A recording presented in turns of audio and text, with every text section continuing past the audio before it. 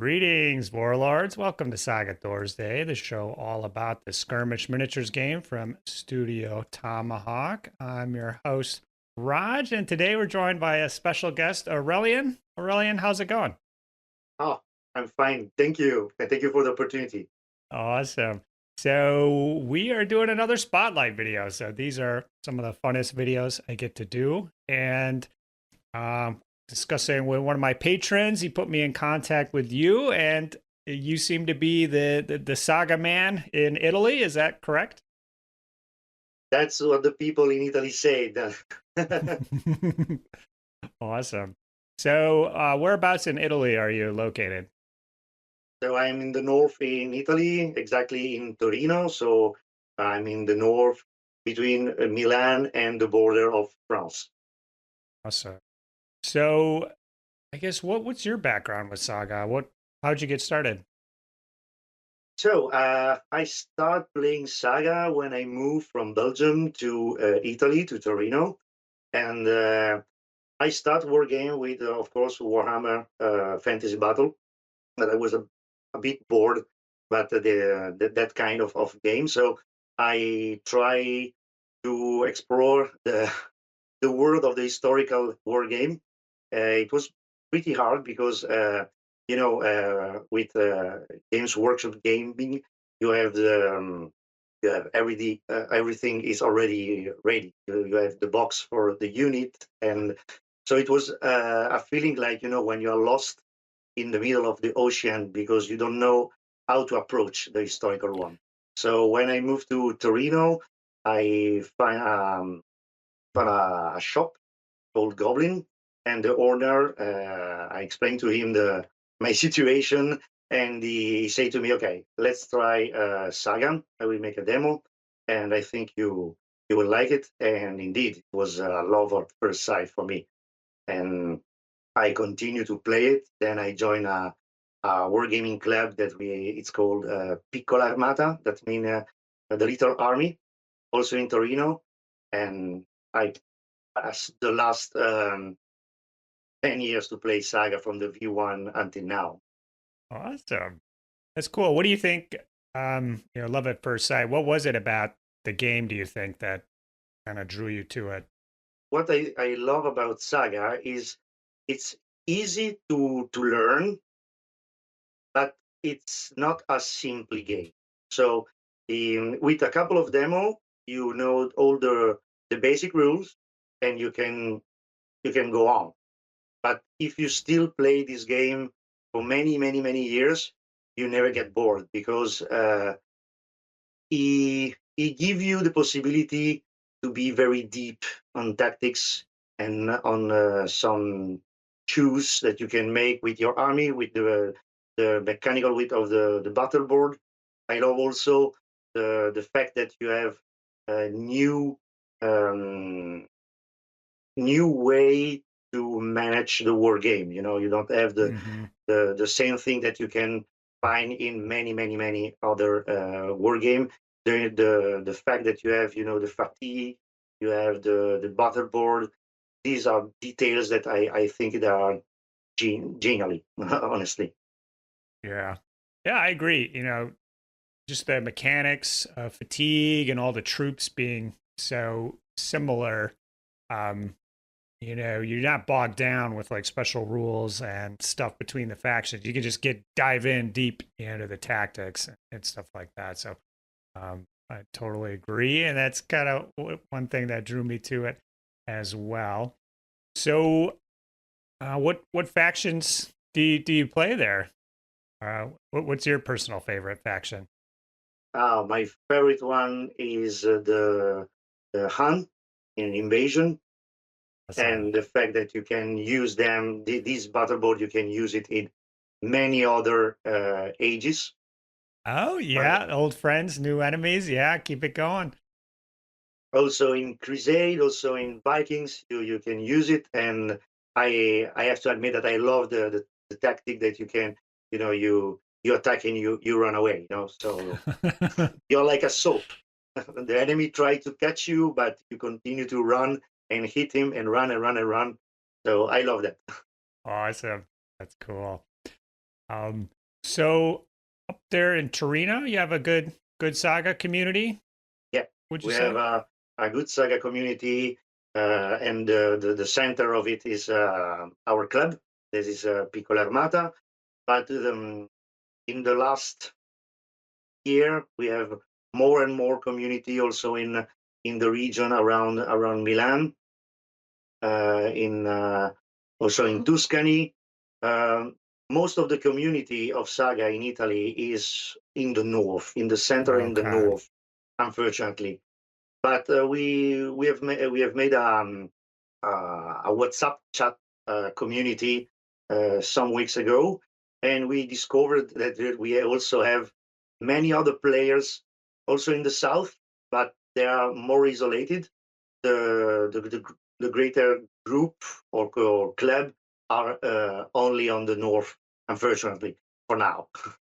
Okay.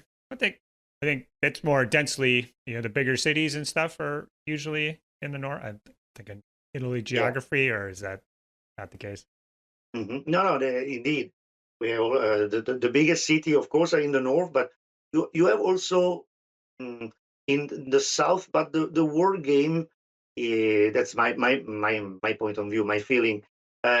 It's more developed in the north, also in other game, and also in for other fantasy game like Warhammer or historical like Bolt Action. You have many other game, but all the biggest community of all these game are unfortunately in the center and in the north. So Okay.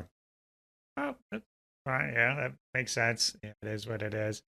Uh, you know, is there um is there an Italian like national grand melee that exists, a tournament or event like that? so that's my personal crusade and my Oh, personal purpose, of course. awesome. Unfortunately, we never had a Grand Malay in Italy for now. Um, I hope to have it, the first one next year, Oh, awesome. because um, our community it's not very big compared to the German one or the French one. Um, and with some friend, we try to make this crusade to grow up the community, starting going in every tournament to help the little community around the territory to grow up. Because at the beginning, it was really hard to have more than 10 players, 12 players in a tournament. So we Mm-hmm. decided to, with some of other friends that I meet in other tournament, to make a group and go to every single tournament people organized in Italy. And then you have, maybe locally you already have 10 players, but with other 5 players from all around, Mm-hmm. the tournament grew up literally slowly. And the other thing that we that was an evidence for us, and it was that the problem with the language. We have only in French or in English, and in Italy, I think people have a little some problems with English. So Okay. so we try to find someone, so an editor, I think it's called like that, Yeah. Yep. to be brave enough and to translate Saga in Italian. It was a few years of research, and no one was enough brave to accept this challenge. And last year, the editori called me and said me, "Okay, we heard that you want to make Saga in Italian. You agree to collaborate to do it?" For me, it was an amazing day, Wow. honestly, Awesome. Yeah. because after 2 years of research, I was pretty desperate. Mm-hmm. And so we work on it. And this year we had Saga in Italian. We made the rule book and the battle book in one volume altogether. Oh, and it okay. was Yeah, great released. idea. And it was released in I think in April or in May this year. In June, we translate Vikings with all the battle boards and also the scaling battle board and the scaling rules. Oh, that's in there too. Oh, that's a great idea. Yeah, and we integrate also all the FAQ until the moment that we release the Italian Hmm. version. In that way, a new player, a new Italian player, have everything on his hand. Yeah, that makes sense. If you're gonna do it, you might as well, to be completely up to date. That's awesome. Yeah, because we think it could be many players in some event didn't know about some FAQ or some adjustment. So we decided to make a product that can be ready to play. And Hmm. in September we released the Age of Magic, Yeah, and then we baby. start to work on Crusade. But of course, there is Age of Chivalry. So we stop everything to translate it to be ready and when it will be released. And Awesome. Yeah, right up to date. That's perfect. yeah, and we wait and we stop also the Crusade because this summer in Studio Tomahawk released a big FAQ that changed a lot of Yeah, battle yeah. board. So we keep calm. We proceed on Chivalry. That now is the main the main theme of every community in Italy because it's an important period Hmm. for them. Of course, they love the ancient one because they are the Romans and all the Just, Latin stuff. I was But gonna ask that as for Italians, in war games and stuff. People like their home fat. If you're English, you like to play English. If you're Polish, you like to play Polish. So for Italians, Romans, they're like that counts as us. We're Romans. Is that the mindset usually? yeah, of course, the most played expansion is Age of Valkyrie because it's the first one that was released Hmm. in time. But when the ancient ages were released, of course, for 2 and more years, everyone played only the ancient one because it talked to them more than other period. And when the Studio Tomahawk speak about the chivalry one and all the Italian faction they made, the people are you know like that. Yeah, I believe it. That's awesome. Um, I'm curious for translating. Is there any? I'm sure overall it's kind of a challenge. Is there any particular part of translating that's especially difficult or challenging? Or Yeah, yeah. Some stuff was pretty difficult to translate because first of all, it's not my work. I'm a professional painter. I'm not a translator, so uh-huh. it was a really challenge. And sometimes for some stupid things like warlord, Hmm. it's it's you use it a lot in Saga, but Hmm. Warlord, if I have to translate it literally, um, it's not correct. In Italian, it sounds Uh-huh. very weird because it's more for a barbarian. Okay. Yeah, it has like a additional like a connotation or meaning or to it, or maybe grammatically or something. It's used differently. So just Yeah, so popping it into sentences or something it doesn't sound right, or something like that. I could imagine run into yeah, stuff like that. for me it was helpful to have the French version because of course that's my first language. Oh, In okay. Belgium we speak French, we speak Netherlands, and French is more similar of Italian. So that's why in French the translation of warlord is sir. Hmm. That's more. It fit better also in Italian. It is signore. That's the lord Okay. that you can Okay. use it. for everything in the ages. That's cool. Warlord for us, it's more like, you know, Conan the Barbarian. Sure, Signora. So there are so many little examples like that that stopped me and say, okay, I have to translate it well because it's a word that we will use a lot and a lot and a lot. So, but with the French version under my eyes, it was easier, honestly. Awesome.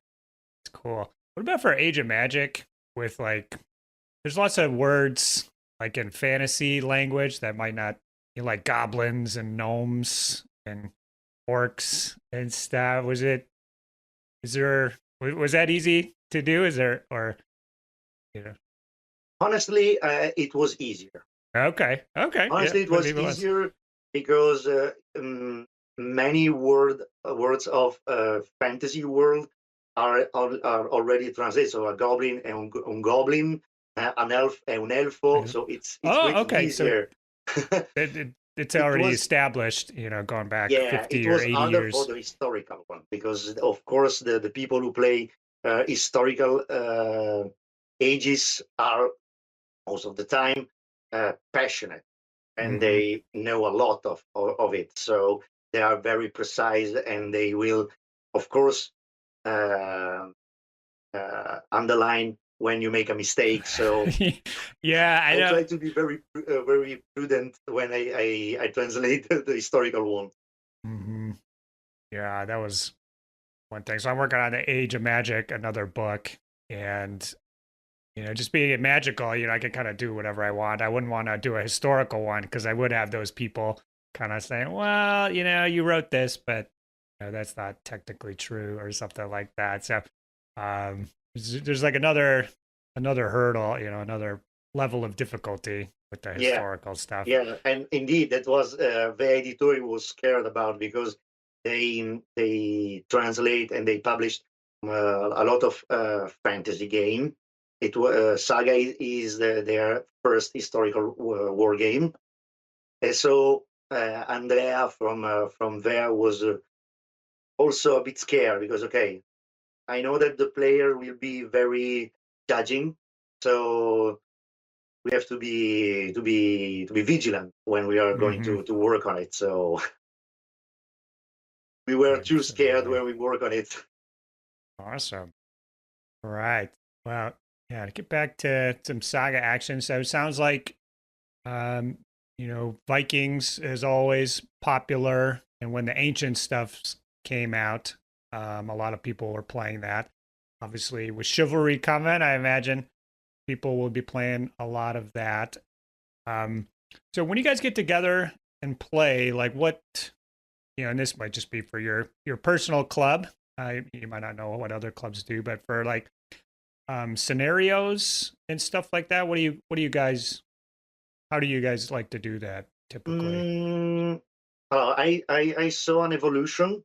So when, of course, people approach Saga, they play a lot of, you know, the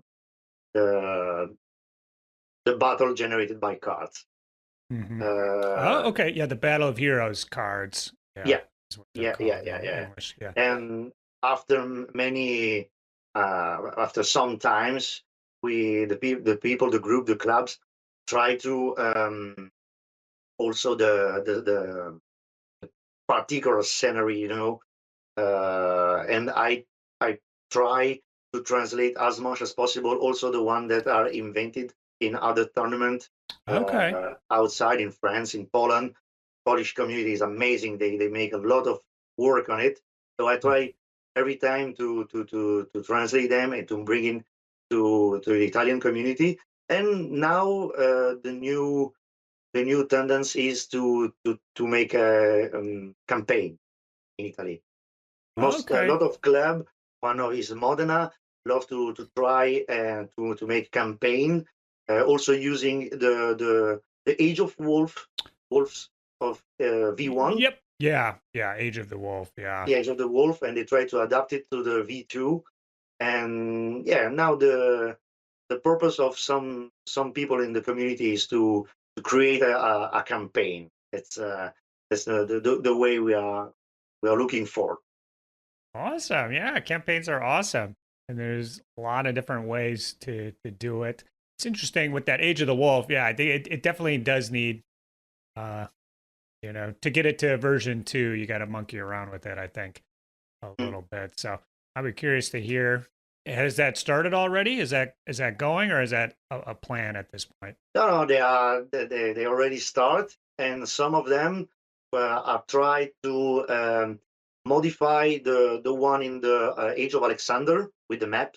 Okay, yeah. And they want to do it and prepare it and preparing for the Age of Chivalry. They would like to do it Ooh, yeah, that'd be it's gonna be that's like a great project. It's a great project, and I hope they will do it well, because it's quite interesting.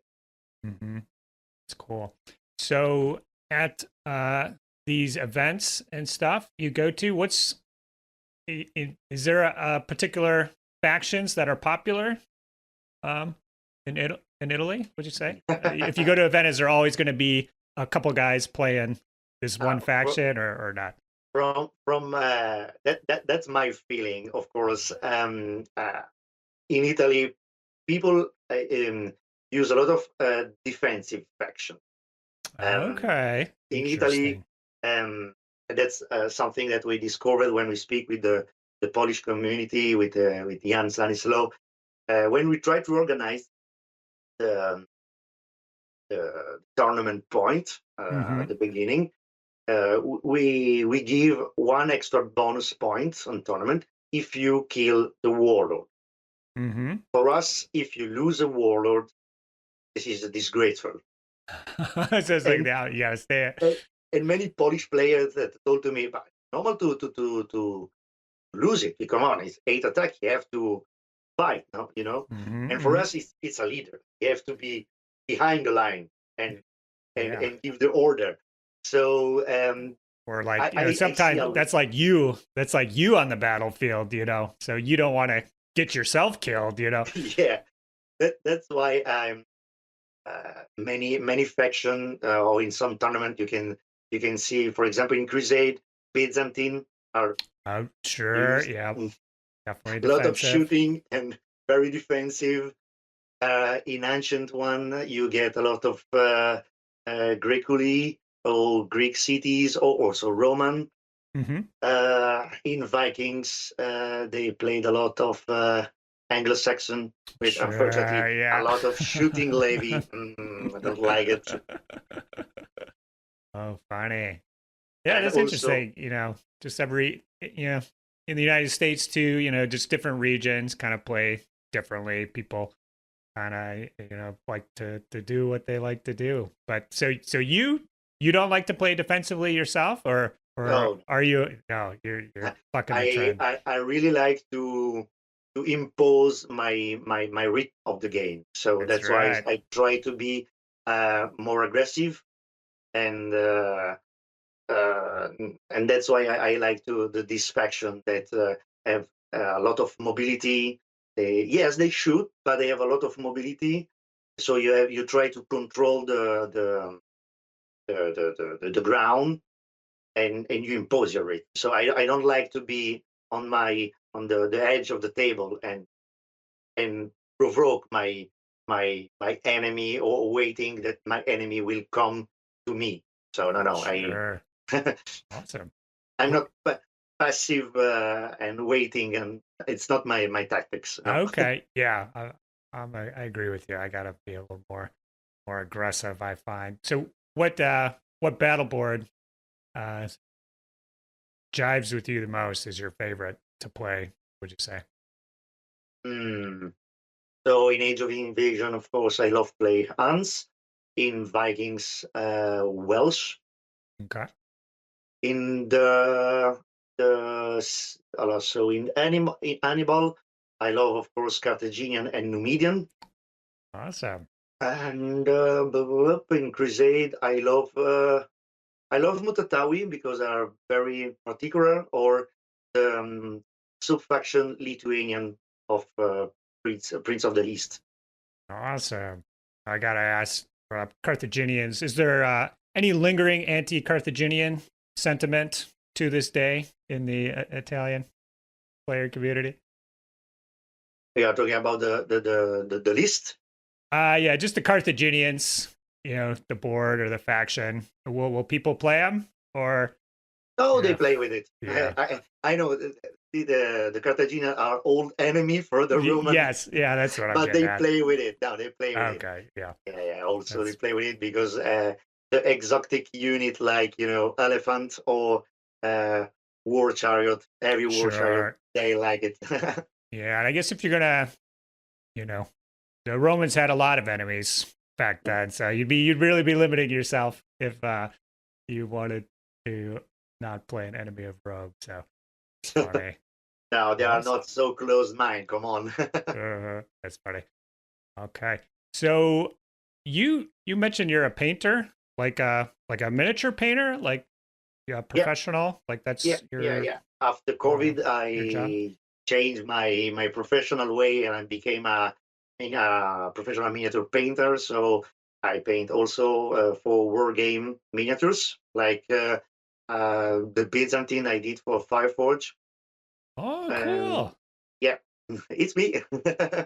That's awesome. I work also with Zenith Miniatures for some of the Asian miniatures, but I did also the 75 millimeters for to be exposition level, only to get on your only to be seen and on to be played.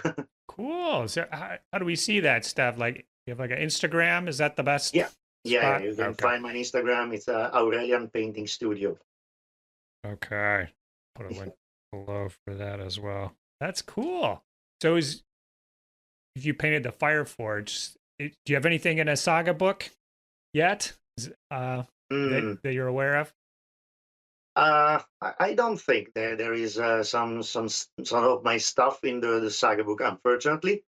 The Tomahawk Studio, so not the Tomahawk Studio, but the author of Julie from Age of Invasion and Age of Chivalry asked to our club to bring to the Tomahawk Studio some pictures of our miniatures for the book of Chivalry. So we'll see. Awesome, cool. We don't know yet, but we will see. It's cool. Yeah, that's like a personal milestone to get some models in there. I hope to do the same myself someday. So that's awesome. Well, thanks. There is something of my stuff in another game that is Clash of Spears. Okay. Yeah. I did for this brother, the two brother Alvaro and his brother. I did the miniatures, some of the miniatures in the rule book. Yeah. So that's cool. Well, thanks for coming on today and chatting with me. It's great hearing about how you guys do things over there. Now, so for the post Italian Grand Melee, are you shooting for a certain time of year, or do you know if it'll be in a certain city or something like that? For now, it's still I want to say a personal project, a personal purpose of our group, because we want to make something great, because we see what was how it was managed, the World Cup in Germany, how it was in France, and they make a lot of great events, and we don't want to to burn our stuff. So now we have the translation, the community is growing, and we are happy for that. The events are more and more events in the year, only for 1 day, but it's already that. And I want to wait just a moment when we will have enough players to can make a greater event. Okay, that's why we are passionate. All right. I hope next year, probably in the north. I think it will be. We will see the place, but I would like that it will be near or Torino or Milan or Modena, because it's a strategic position for the Italian, because it's in the center of the north of community. And who knows, it also easy for the foreigners to come Yeah, from exactly. France, Yeah. from Germany. So yeah, probably we will do it. And some friend of the French community already told me that if we want to, when we will do an Italian Grand Melee of 2 days, they will come. So it was very great from them that they support us. Awesome. Yeah. Well, when those details are sorted out, let me know, and I'll help spread the word for sure. Thank you Sounds very awesome. much. But all right. Well, that'll be it for this episode here. And who knows, maybe we haven't seen the last of you yet, but I appreciate you coming on, and see you on the next one. Bye bye. Saga. If you'd like to see more Saga content, consider joining the Heathen Army over on Patreon or popping on down to the Saga Thursday Discord server. Links below. Thanks, guys.